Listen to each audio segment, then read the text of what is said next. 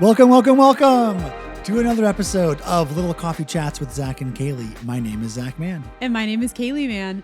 And welcome to April. It's Zach's birthday month. Yeah. Happy birthday every day. Thank you.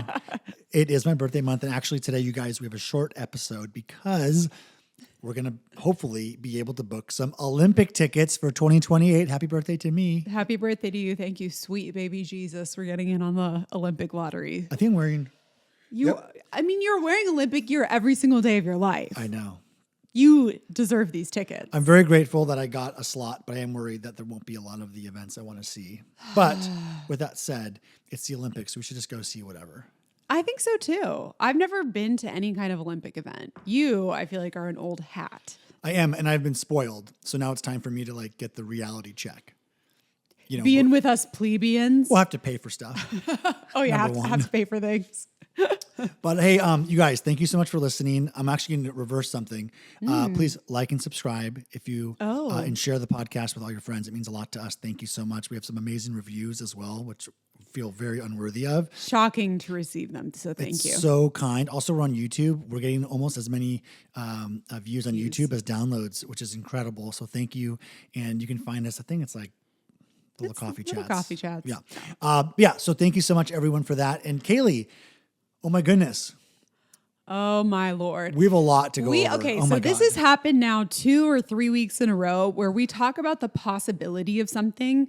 The day we record is Monday and the day we release the podcast is Tuesday. And what has happened is that we're speculating on Monday and the news actually breaks on Tuesdays. Right. So last week we were speculating about the Amanda West situation, the cast members from Summer House. Well, also it was it April Fool's? Was it a brand deal? Was it, there's a lot of things that it could have been. Unfortunately, it was all real. It was all true. My instincts were correct.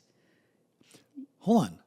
Your instincts were... Well, I was wrong. But has West released any statement at all? Yes. He was part of it was a joint statement. They didn't say anything. Posted the same thing. Oh, okay. But that was nothing. I don't even think I even know what they even said in that. That was confirming the fact that they were exploring a relationship between the two of them.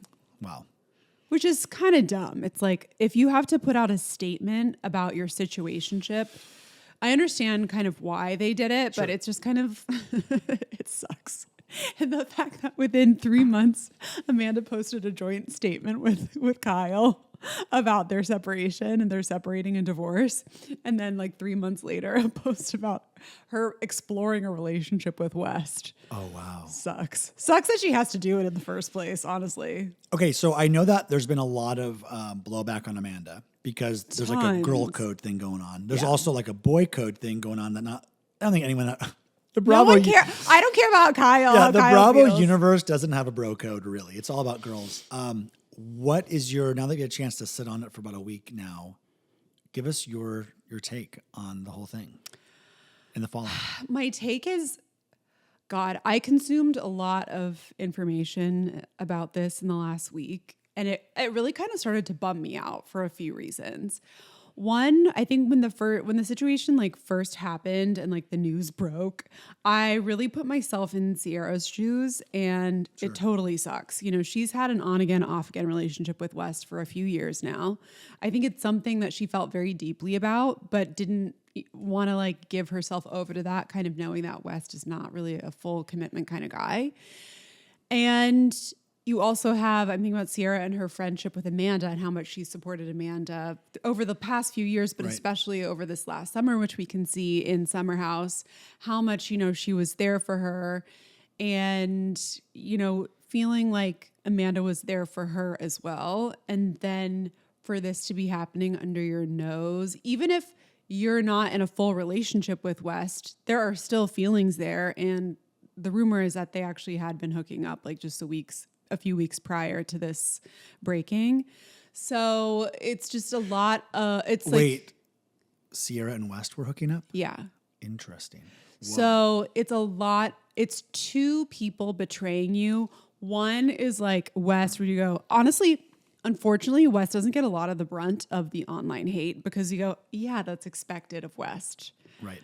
It's so easy to dismiss a guy. You're like, I don't expect much greatness out of a man ever, so whatever. But thinking about the Amanda betrayal of it all is really the harrowing part of it. That is like stomach dropping out of my butt kind of feeling. And I have to say, when Rihanna unfollows you, what does that do to somebody? I would need to be hospitalized. Genuinely. This is what I would do. I go into my following and I would just remove her as a follower first, because I wouldn't want to think about her like possibly unfollowing me. No, you would not. I would take control of the situation. No way. I mean, no, it would feel horrible. If Beyonce followed you, let's just say she followed you, okay? Would you live your entire existence online only for her? Yes. Yeah. Everything I post, everything I do, I would think, Beyonce's seeing this. Yeah. I gotta show up and show out. Do you think Amanda knew that Rihanna was following her? Absolutely. Okay. Of course. Okay. Duh. Okay. Oh man. So, I mean, I think, for Sierra, it's such a shitty situation. She also opened up to the entire cast last summer about how difficult a position it is for her to be a Black woman dating a white man, and on national TV, yeah. And all of the commentary she receives around that. So when you open up, that's the other layer that people are like really upset about, where it's like a person who does not like to open up that much, really was vulnerable and shared a lot of herself, and two white people played in her face. Yeah. Yeah. Now, as much as I think Amanda's behaviors and actions are wrong, especially in terms of friendship, I think there's such a fine line between pointing out behaviors like that people should have, keep an eye out for, and slut shaming. And I feel like we are now teetering. What brings a country together more than anything is collectively hating on one woman. Yes. And that to me is the frustrating thing, where I go, okay, now we're reading into kind of ridiculous stuff, and people are looking back through how her interactions with Craig was like during Winter House, and was she too close with him? And they're Amanda. Okay, Amanda. Like now they're examining like absolutely everything she's ever done, and that's where I think it gets like a little borderline crazy. Yeah. Well, look, the whole other thing to think about, if you were to like take Sierra out of it and just look at Amanda, she was in a bad relationship on national television that made her lots of money to be in a relationship that was bad. And eventually you can kind of fall for someone who you're close to a lot because you're allowed to be close to that person. True. And therefore feelings or whatever happened. So it sucks. The Sierra of it all is really, really difficult, I think, for her and for the fans of the show to like reconcile the Amanda part with that. But I do understand where Amanda's coming from. She was in an awful situation too. But isn't there some other guy, like any other guy than West? Oh, right? My God. But do not shit where you eat. Right. But with that said, it also is like Sierra, Carl, Lindsay, all of them hooked up with each other. I mean, Jesse Solomon, like they all date each other. I mean, and there are friend groups like that. There are friend groups where they're like a little bit incestuous, where they're, swapping partners and stuff all the time. I have not been involved with anything like that, but there are groups of kids in like high school I can think about where like, they dated each other and whatever. And like, that's not that abnormal, I guess. Right. But I think in this case, because there's such a deep history with Sierra and West, it was bad. It's terrible. It's really awful. I also think, the Amanda situation is just like, it so sucks, because I was like really hating on Kyle this whole season. I'm just like, and I was really defending Amanda. Yeah. And now it makes it's a harsher light on Amanda now, which is like not really entirely fair, because it does kind of take Kyle out of the entire equation, because people are like, oh, I want Loverboy to succeed now, and like we were fine with it failing like 2 weeks ago. Right. I know. I'm like, come on, you guys. It's weird. It's kind of like standing for nothing in a way, where it's like you're just going to kind of constantly move the target and what you stand for. It's like, well, no, I'm going to be anti-Kyle and anti-Amanda separately. Well, like you said, it's like the collective hating on a woman thing is very Nothing easy. Brings people together more. Yeah. And so like Sierra unfortunately took the brunt of a lot of stuff that we will never even know, because I'm sure she keeps a lot of that in, very close to the very chest. close, which is so awful. And KJ's been a great by the way, just get a weird aside. KJ's been a great cast member. It's given Sierra a different level of confidence. She's like looking out for KJ in different ways, and the conversations have been really interesting and unique compared to seasons past. And now with the story with Amanda and West, right? It's like, oh shit, this is what she was talking about. But all of these scandals are so great for the shows. Mm-hmm. And one of the things that's so crazy is that The Bachelorette totally botched it. They had a chance to have a great season. They even could have had the season happen with all the drama, but they totally botched it. And here's Bravo like, hello, look what we got. We got Amanda Vol over here. Look at our scandal that we got. And it's, they keep on winning. Couldn't have planned it better. How is it for you as a huge Bravo fan? Do you just love seeing this happen every season for you? If a new show gets something like this pops up? I have actually been thinking that there hadn't been a scandal, like a big scandal that I cared about for a while. And like, this is almost 4 years later after Scandival, like almost to the date. It's been 4 years since Scandival? Or maybe 3. Yeah. It's been 3 years? I thought it was like 6 months ago. I remember when the news broke. That was like literally like yesterday. Because like we've had breakups that are shocking. Like I was surprised when Paige and Craig broke up, but there hasn't been like a scandal. And this is just... I think it's particularly gripping because a lot of women have like a fear of like a friend doing something to you, or like, even if it's not a best friend, someone within your circle, like betraying you in some way. And I mean, I don't really walk around operating like that, but a lot of people do. And I was like, there's going to be something that happens. And here it is. I mean, it's kind of the nature of Bravo, but I care a lot about Vanderpump and I care a lot about Summer House. So for it to happen for both of those shows, the thing is that they're actually real people. I know. I don't like, I hate what I know happens after something traumatic like this. I hate that that's happening to everyone involved. Like Sierra going through it mentally, probably it's awful. I think for Amanda also, I have a lot of sympathy and empathy for that as well. Even though people are like, so what if she's fragile? She's going to get what she deserves. Like if you can't stomach what you've done, it's like, blah, blah. Well, it's not up to you what happens in your brain after you've gone through something like horrible. But also get what you deserve. That you lose a friendship, not having the entire country hate you or something, right? Like normally she's it's going like to get what she deserves, but like death threats it's and not what you deserve at all. No, tearing her apart. And I also don't like everyone finally being like, oh, now I can finally get it off my chest. I've never liked Amanda. It's like, oh my God. Yeah, I know. Let it just be one thing. I mean, it's just really the what's it called when like your internalized misogyny is like really showing up here in a way that's not helpful to anyone. Yeah, and let me also add that there's a lot of like, oh, she's not a girl's girl arguments. And you hear that phrase a lot on Bravo. They say it on like every show, like, oh, well, she's not really a girl's girl.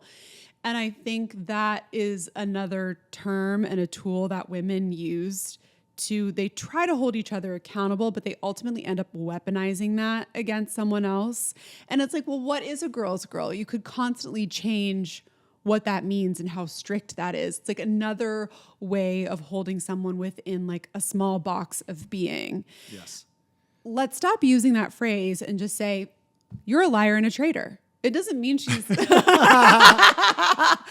I just hate it's such like a weaponized term now where it's like, it almost means nothing if no one can really end up being a girl's girl. It doesn't allow for women to have a range of behaviors and still be a feminist or still a good friend to some people and a bad friend to other people. Like it's just so limiting. And I'm sure if I spent some time actually thinking about this more and writing about it, I would have a more eloquent way of putting how I actually feel about this. Yeah. But it's a term that I think we just throw around to hurt each other. And I just don't think it's helpful. Yeah, I think that's fair. Well, let's move off of this subject. But I do want to say my final piece on it. You can, of course, keep going if you want. But my final piece really is from Scandival to whatever this one's called. Both of them. Scamanda. Basically, in my opinion, both of to me, they're not scandals at all. They're not scandals. These were couples that were in very bad relationships. One was a divorce that was happening for a married couple. One was, they were never married in Scandival, right?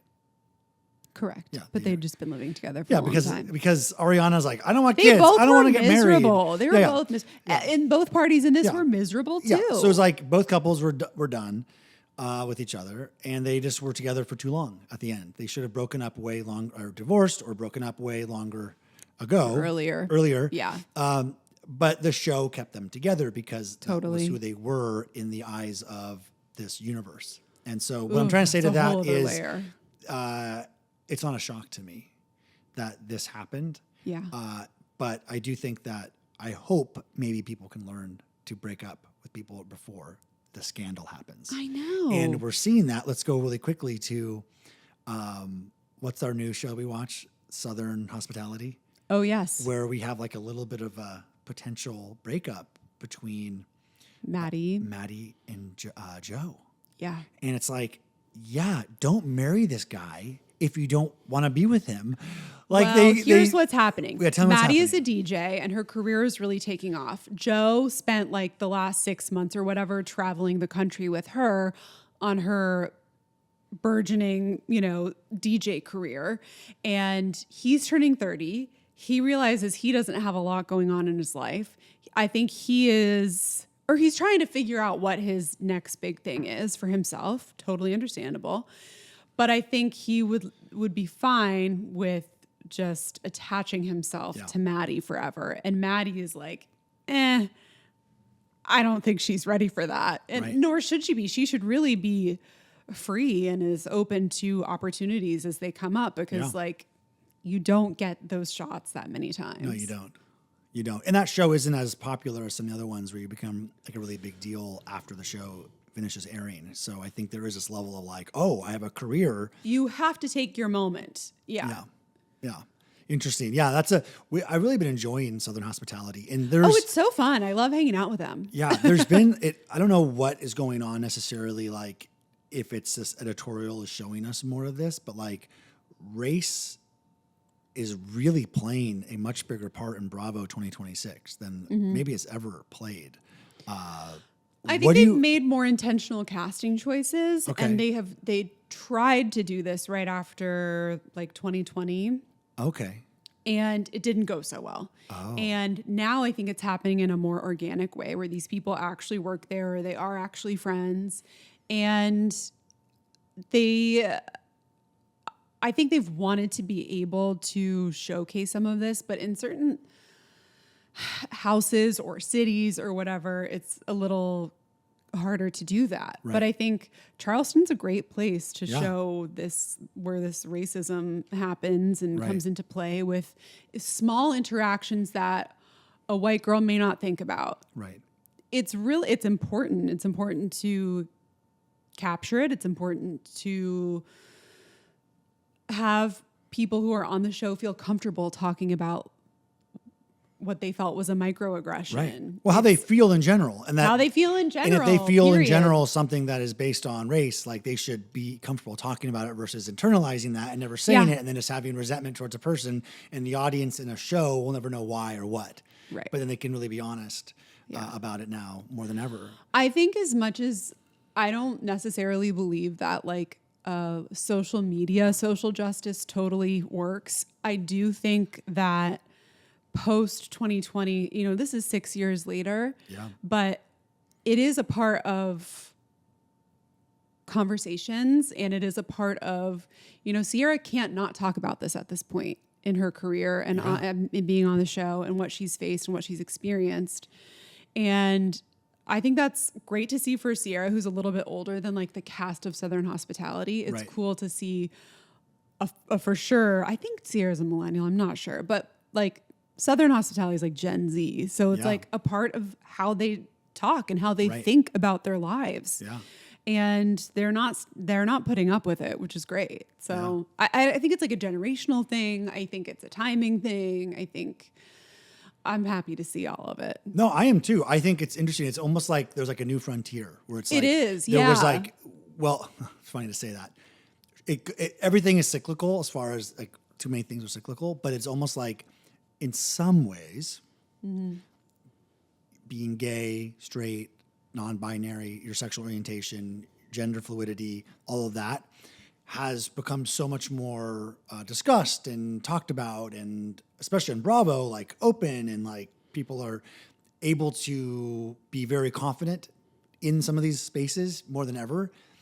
But then it's like, well, what about race? It's like, oh, we haven't really worked on that one in a while, nor have we ever figured that one out, and that's still very, very powerful. Yeah. And I think what's interesting is that we're seeing that rear its head versus some of the sexuality things, which makes sense with a president who's like, everything is DEI and black women should be fired from their jobs and things like that, in federal government, and you can't give people promotions in the military who are black or brown because they're DEI and they're bad at their job, and that's happening right now. And so it's like, I think there is like this newly pushed racial agenda that people are seeing, and it's creating a pushback that I feel really bad for a lot of these kids who are feeling this way more than ever. We think that we'd be a lot further along in 2026, but we're not. I think we're going backwards on that issue. So, obviously we are. Otherwise, it wouldn't be brought up. Clearly. Okay. We have 10 minutes. Well, we've solved that. Gosh, I'm so glad. Wow, so we solved so much. We've solved the race relations on the internet. Would you say? Okay, should we just move on entirely from? Well, what were you gonna ask? I'm curious. Oh, well, I was gonna say, do you think Sierra? Like, what do you think Sierra's next move is? Like, is this the end of Sierra on Summer House? Is she gonna is this? I hope so. Honestly, is this the start of a?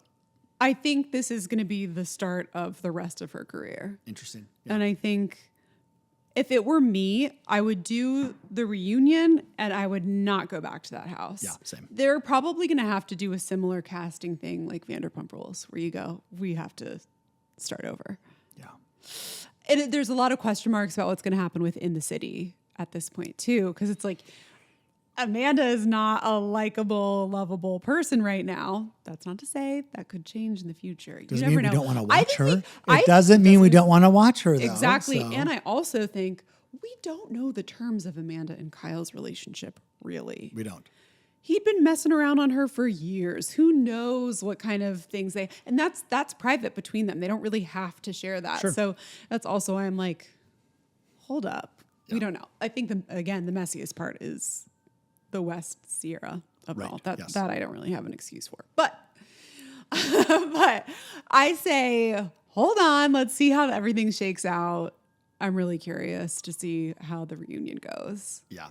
And I hope everyone better show up. I think Amanda's going to be there. Who knows about West? Yeah, and I hope Amanda, just because I'm a peacemaker, I want her to really apologize and just listen and apologize for it, But also, I hope that hopefully she and West are like each other a lot. Otherwise, what a waste. You know what I mean? I have a feeling they're already broken up. That's my instinct. Yes. I know. I think it did not work out for anyone. I'm curious about, I agree. Well, look, nothing like a national scandal makes you really go, should we do this or not? So if they're together at the reunion, they're really together. If they're not, they obviously are not meant to be. I mean, it's pretty obvious. Anyway. And he's been on the West Coast this past week. So. Well, okay. What else do you have on your list? Because it's Coachella this weekend too. We haven't even. I literally have nothing on the list because I was really caught up with Scamanda all week. Great. Which I don't like calling it Scamanda because that was the name of another podcast about something else, which was also fascinating. Coachella weekend 1 is coming up. We got a Sabrina Carpenter house tour music video. I haven't watched it yet. Oh, it's awesome. It's so good. It's so cute. Okay. It's basically her and Margaret Qualley and some other model. Madeline Klein. Actress breaking into... It feels like they're breaking into someone's home that they may have met at a bar or something like that and like fucking with all their stuff, like stealing all their things and playing with all the outfits and going to the pool and taking a bath and messing around in there. And then they get out before the cops show up. It's very cute and very sweet, and they're very adorable. It's very Bling Ring. It is Bling Ring coded to the... I was trying to remember the name of that. It's Bling Ring all the way to the end. Yes, okay. Bling to the ring. Super cute. That song is so fun, and she has her... That was my favorite song immediately. She has the biggest show of her entire career, in my opinion, where she's going to headline Coachella. Can you believe it? It's amazing. I can believe it because she was at Coachella a few years ago. It was incredible. We've seen her... I feel like I've seen her twice, but I've only seen her once. Did we see her twice? Oh, no, we didn't see her at Coachella. We only saw her once. Okay. You're right. She is so ready. She's just... she's perfect. She's perfect. She's like so cute, so adorable, so also hot and sexy, hard to strike all of those things, and an impeccable performer. Yes. The stage presence, the live singing, she's so playful and fun. I mean, she's ready for this moment. Yeah, I agree. I'm really excited for her. You know, we've definitely talked a lot about her with the idea of like who is the next pop star that can compete with Taylor Swift when Taylor's time kind of starts to wind down a little bit, which will happen eventually. And we had we had Sabrina obviously on our list. We had Olivia Rodrigo. We had give me all the names. We had Chappell Roan, and we had everything is coming up Sabrina. Yeah, well, who was the last one? Maybe. Gracie was a little bit in there. Now with this year, you have like Olivia Dean and some like you always have new artists, whatever. But like our take on Sabrina, I think has been correct from the beginning. She loves what she does. She loves it. Yeah. She directed the music video with Margaret. I don't know if you knew that. It's on there. She's taking obviously the page out of Taylor's playbook of like getting more involved in all your creative things because you get to enjoy that more when you're being more involved and you get to own it and be your own creative force behind it. It keeps you excited because I can only imagine, unless you're like really a weirdo like Taylor is, where it's like you love to write so much, you're just like obsessed and also kind of deranged when it comes to like your hobby, your passion. She is. You have to find other ways to be excited. It can't just be that for everyone. And so I think Sabrina is showing us that she is absolutely suited to be the next Taylor Swift. 1,000%. Clearly Chappell doesn't have it. She can't handle the fame. Yeah, I feel bad. Someone said that the security guard was Sabrina Carpenter's security guard, something like that. Oh, I had no idea. But it's okay. I think it's really hard to be famous, and some people are really good at it. That we're always like, wow, that person's so amazing. That makes people who aren't good at it look worse. You know what I mean? Versus being just more normal. Like normal people should not be good at being famous, right? Like you should just be like awkward and weird and get into weird stuff. But the ones we see. Taylor's a good example. Well, we don't see her she's really good at being evasive of people. Yeah. Which is kind of part of it. No, she's like, when she's being public, she's very kind. Yes. But it is important to have spaces for yourself.